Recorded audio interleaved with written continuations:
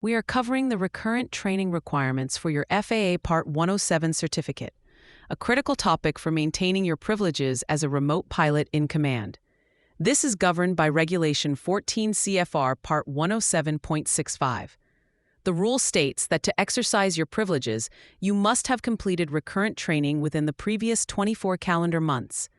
A significant change that the exam loves to test is that this is no longer a proctored, in-person test at a testing center. Instead, it is a free online training course available on the FAA safety website, specifically the course coded as ALC-677 for non-Part 61 pilots.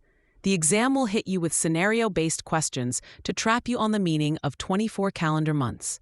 For example, a question might state, a remote pilot passed their initial exam on October 10, 2024. By what date must they complete recurrent training to remain current? The correct answer isn't October 10, 2026. The rule gives you until the end of the 24th calendar month. So the correct answer would be October 31st, 2026. This is a very common exam trap. Another major point of confusion the exam exploits is the difference between certificate expiration and operational currency. Your plastic Part 107 remote pilot certificate itself does not expire. It's valid for life unless surrendered or revoked.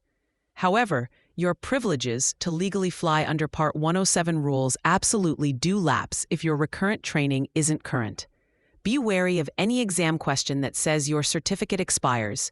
That's a false premise. The question will be about your aeronautical knowledge recency or your privileges to operate. If you let your currency lapse, there's no penalty, but you are legally grounded for commercial operations until you complete the online course.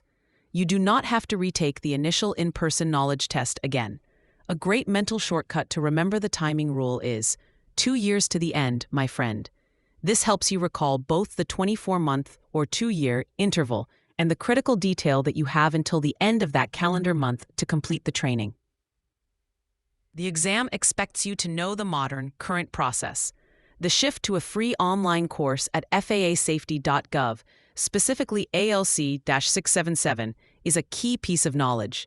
You must be able to distinguish this from the old requirement of a recurrent knowledge test at a testing center.